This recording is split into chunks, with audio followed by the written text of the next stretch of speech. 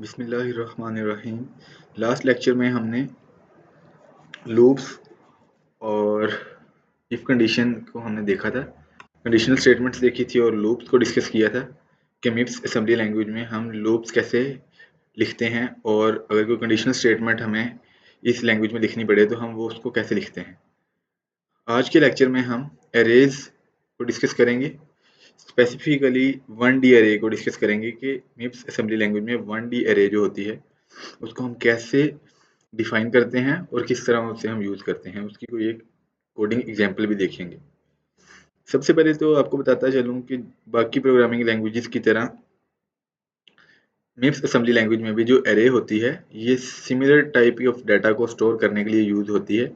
Like integer type की अगर array होगी तो उसमें सिर्फ इंटीजर एलिमेंट्स होंगे, पॉजिटिव नंबर्स और नेगेटिव नंबर्स और ज़ीरो हम स्टोर कर सकते हैं। अगर कोई कैरेक्टर टाइप की एरे होगी तो उसमें अल्फ़ाबेट्स होंगे सिर्फ। अगर स्ट्रिंग टाइप की एरे होगी तो उसमें कोई भी स्ट्रिंग होगी, कोई भी स्टेटमेंट लिखी होगी या वर्ड लिखा होगा। और अगर कोई हमारे पास फ्लोट टाइप की एरे होगी तो उसमें डेसिमल पॉइंट्स होंगे, सारे जो भी नंबर होंगे हमारे पास पॉइंट्स में होंगी वैल्यूज़। अब हम देखते हैं कि इसमें एरे को डिक्लेयर कैसे करते हैं। सबसे पहले इसकी कुछ प्रॉपर्टीज लिखी हुई हैं कि जितने भी एरे के एलिमेंट्स होंगे, मतलब जो भी उसमें इंडेक्स पे वैल्यू स्टोर हुई होंगी, उन सब की डाटा टाइप सेम होगी और सबका साइज भी सेम होगा। हर एरे एलिमेंट उतना साइज ले रहा होगा जो उसकी डाटा टाइप लेती है। लाइक इंटीजर डाटा टाइप की अगर एरे बनाई है हमने, तो इंटीजर हमें सबको इस बात का अंदाजा है कि जो इंटीजर है वो 4 बाइट्स स्टोर करता है और 4 बाइट्स में एक एलिमेंट लेता है। तो एरे में जितने भी एलिमेंट्स होंगे इंटीजर एरे में, वो सब 4 बाइट की स्पेस ले रहे होंगे। फिर बताया हुआ है कि अगर एक एरे को एलोकेट कर दिया जाए तो उसका साइज फिक्स हो जाता है। स्टैटिक एरे की बात हो रही है और उसको हम चेंज नहीं कर सकते। फिर जो फर्स्ट एलिमेंट होता है एरे का, वही उसका बेस एड्रेस होता है। जो फर्स्ट एलिमेंट का एड्रेस होता है, बेस एड्रेस भी वही होता है एरे का। फिर किसी भी एलिमेंट का जो इंडेक्स है उसको हम उसकी मदद से उसका एड्रेस कैलकुलेट कर सकते हैं। बेस एड्रेस को यूज करेंगे एरे के और किसी भी एलिमेंट के इंडेक्स पे पहुंच जाएंगे। यहाँ पर इन्होंने थोड़ी सी एग्जांपल दी हुई है कि एरे को हम किस तरह डिक्लेयर करते हैं। लेबल का आप सबको मालूम होगा कि लेबल क्या होता है। तो हम लेबल लिखेंगे, उसके बाद डॉट टाइप, फिर वैल्यूज होंगी जो भी एरे की होंगी। मतलब ये एरे का नेम होगा। फिर यहाँ डॉट के बाद उसकी डाटा टाइप बताएंगे। अगर स्ट्रिंग टाइप की है तो आस्कीज होगी, इंटीजर है तो वर्ड होगी। फिर आगे वो वैल्यूज आ जाएंगी जो भी उस एरे में होंगी। इस तरह एरे बन जाएगी। यहाँ पे एग्जांपल दी गई है हमारे पास। एग्जांपल देखते हैं हम।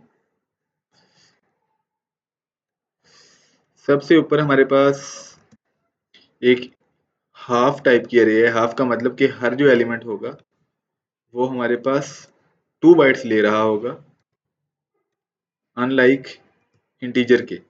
इंटीजर जो टाइप की एरे होती है वो हमारे पास 4 बाइट्स लेती है, लेकिन ये जो हमारे पास एरे होगी ये 2 बाइट्स लेगी इसका हर एलिमेंट। फर्स्ट एलिमेंट 5 है, सेकंड -1 है, ये दोनों एलिमेंट्स 2 बाइट्स स्टोर कर रहे हैं।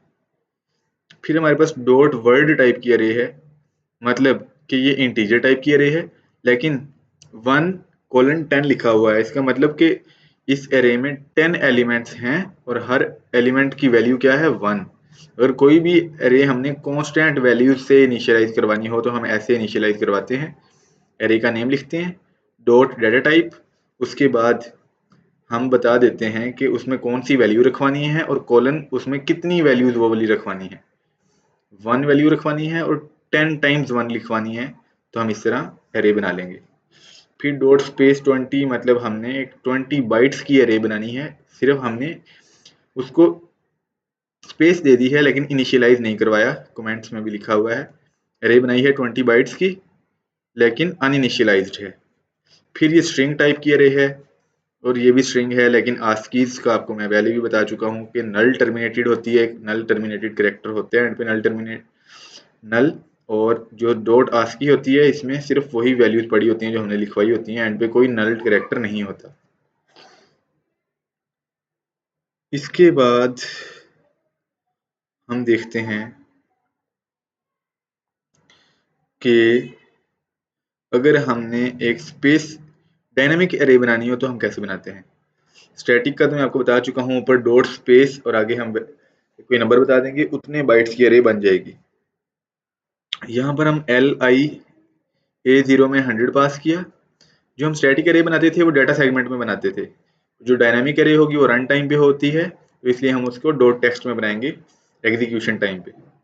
LI$A0, 100 मतलब 100 वैल्यू को A0 में स्टोर करवा दो। V0 में 9 पास किया, इसका मतलब ये 9 नंबर सिस्टम कॉल है, तो ये हमारे पास रन टाइम पे स्पेस एलोकेट करवाने के लिए यूज होता है 9 नंबर सिस्टम कॉल। फिर से कॉल कर दिया। जो A0 में 100 पास किया था वो हमारे पास पैरामीटर था, इसका मतलब कि कितने बाइट्स एलोकेट करवाने हैं रन टाइम पे, वो मैंने A0 में पास कर दिए। तो A0 में मैंने क्या पास किया है, 100, तो 100 बाइट्स रन टाइम पे एलोकेट हो जाएंगे। फिर T0 में मैंने मूव करवा दिया V0, क्योंकि जो हमारे पास 100 बाइट्स एलोकेट हुए थे ना, उसका जो बेस एड्रेस था वो V0 में रिटर्न हुआ था, तो मैंने उसको T0 में पास कर दिया ताकि वो मेरे पास सेव रहे। V0 तो बार बार यूज होता रहता है। इसी तरह मैंने दोबारा एक ब्लॉक एलोकेट करवाया 200 बाइट्स का, और उसका बेस एड्रेस T1 में पास करवा दिया ताकि वो मेरे पास स्टोर रहे कि जो एक और ब्लॉक एलोकेट करवाया था उसका एड्रेस कहाँ पे पड़ा है या वो फिर कहाँ से स्टार्ट हो रहा है। अब हम थोड़ी सी एग्जांपल देख लेते हैं कि हमने अगर किसी इंडेक्स तक पहुंचना हो या हमने किसी इंडेक्स का एड्रेस फाइंड करना हो तो हम कैसे फाइंड करते हैं। यहाँ पर एग्जांपल दी गई है कि अगर 1D अरे है तो उसका किसी एलिमेंट का एड्रेस हम कैसे फाइंड करते हैं। इसका ये फॉर्मूला लिखा हुआ है, एरे का बेस एड्रेस होगा प्लस जो इंडेक्स पे हमने जाना है उससे मल्टीप्लाई करेंगे एलिमेंट साइज को। यहाँ पे एक एग्जांपल दी गई है कि एरे 2 हमारे पास डिफाइन हुई है, उसका हर जो हमारे पास एलिमेंट है वो 4 बाइट्स ले रहा है क्योंकि इंटीजर टाइप की एरे है, और इसके अगर हमने आई इंडेक्स तक जाना है तो एरे के बेस इंडेक्स में जो बेस एड्रेस है उसमें ऐड करेंगे इंडेक्स मल्टीप्लाई बाय 4, क्योंकि 4 हमारे पास हर एलिमेंट का साइज है।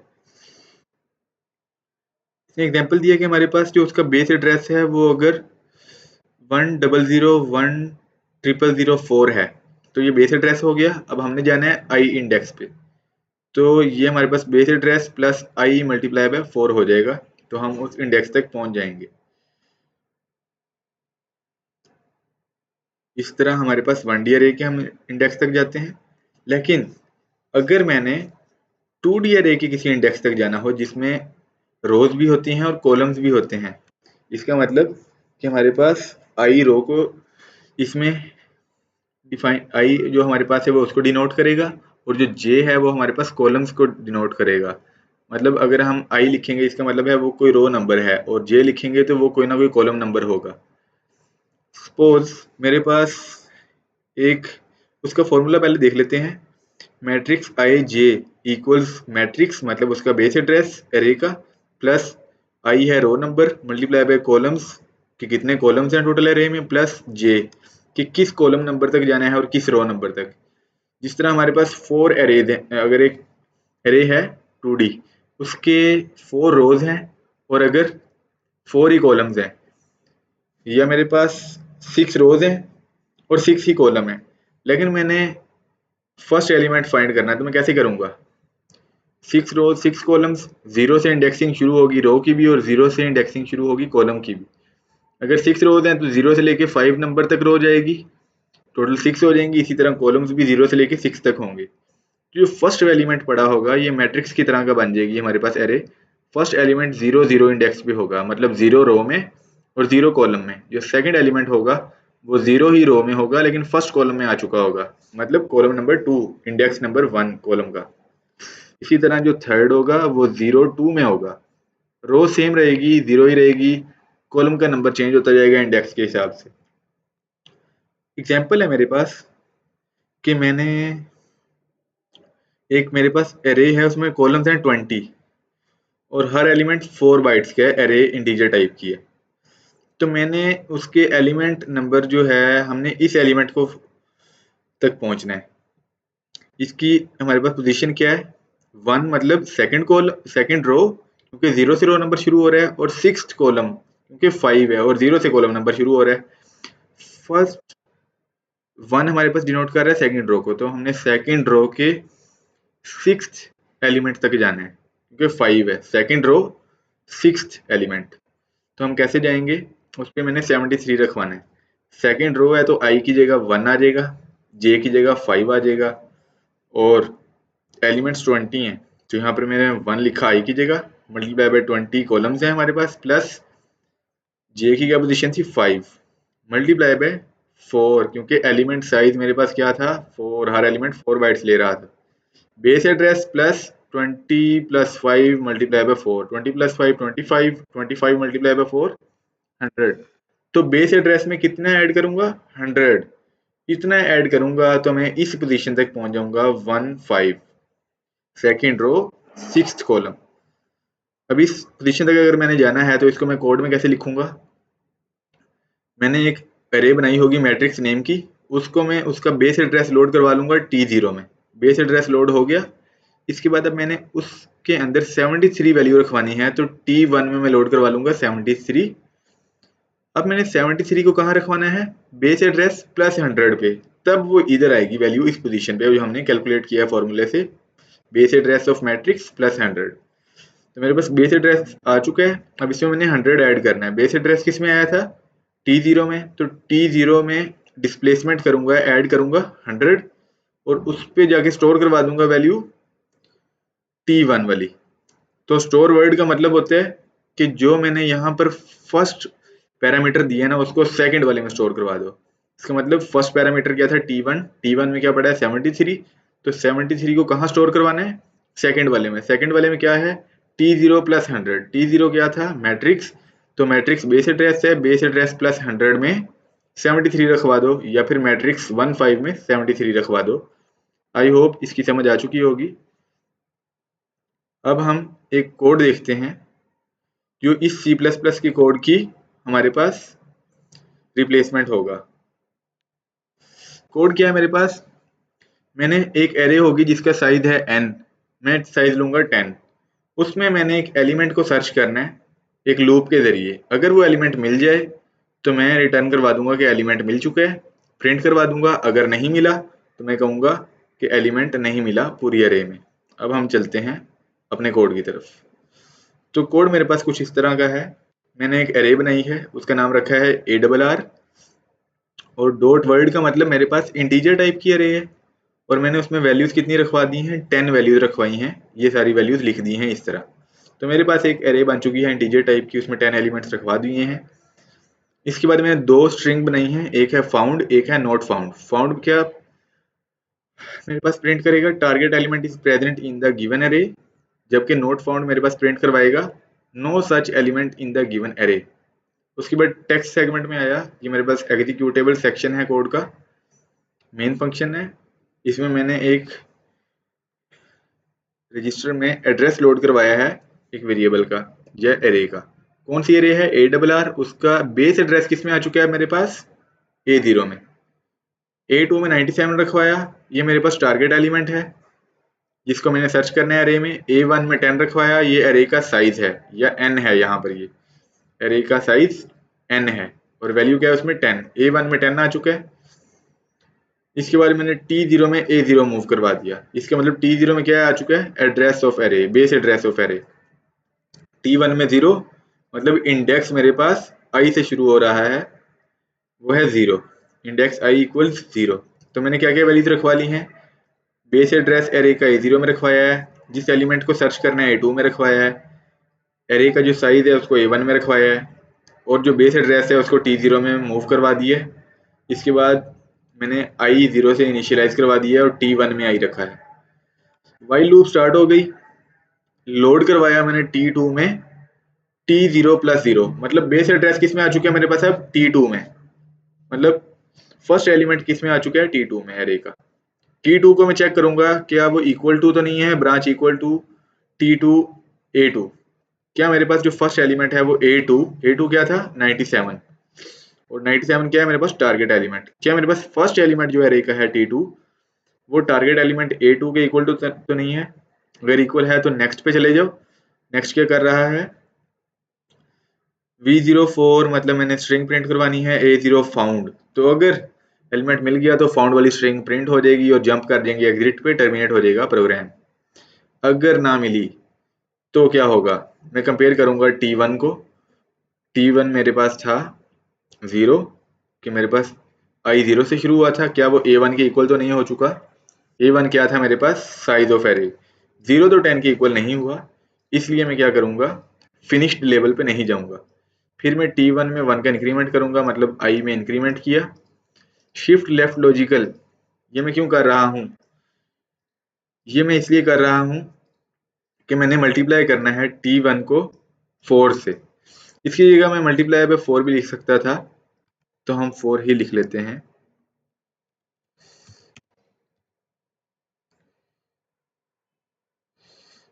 मल्ट इमीडिएट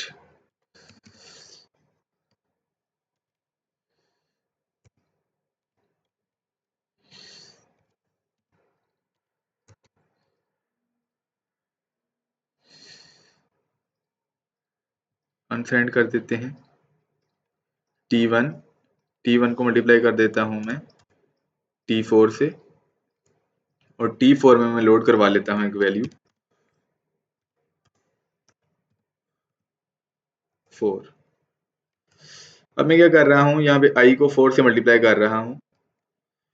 T1 में I था, T4 में मेरे पास 4 पड़ा हुआ है, मैं 4 से इसलिए मल्टीप्लाई करवा रहा हूं क्योंकि जो नेक्स्ट एलिमेंट पड़ा होगा इंटीजर टाइप का वो 4 इंडेक्सेस आगे पड़ा होगा, क्योंकि हर एक एलिमेंट 4 बाइट्स ले रहा है, तो वो 4 बाइट्स नेक्स्ट पड़ा होगा पहले वाले एलिमेंट से। इसलिए मैंने T1 को 4 से मल्टीप्लाई करवाया ताकि वो 4 पोजीशंस आगे चला जाए।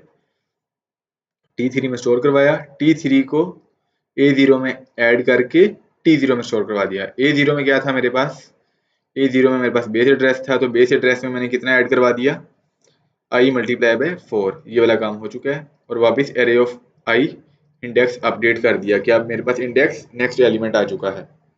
फिर मैंने जे वाइल मतलब जंप करवा दिया वाइल पे, वाइल लूप में वापस आ जाऊंगा, और ये मेरे पास ऐसे ही चलती रहेगी जब तक मुझे एलिमेंट मिल नहीं जाता या फिर एरे की जो हमारे पास कैपेसिटी है वो कंप्लीट नहीं हो जाती, एरे का साइज रीच नहीं कर जाता। अब इसको हम रन करते हैं। मैंने 97 एलिमेंट इसमें सर्च किया है जो कि मेरे पास पड़ा है, तो इसको target element is present in the given array print करवाना चाहिए। अब हम इसको रन करते हैं। पहले असेंबल किया, इसके बाद मैंने इसको रन किया, तो मेरे पास प्रिंट हो चुका है target element is present in the given array. अब मैं इसको चेंज करता हूँ, 97 की बजाय मैं कुछ और लिख देता हूँ, 99 लिख दिया, 9 लिख दिया। अब 9 को सर्च करता हूँ, असेंबल किया, रन किया, इसने प्रिंट करवा दिया no such element in the given array. इसका मतलब अगर एलिमेंट मिल जाता है तो target element is present in the given array, otherwise no such element in the given array. I hope इस कोड की आपको समझ आ चुकी होगी। मिलते हैं नेक्स्ट लेक्चर में।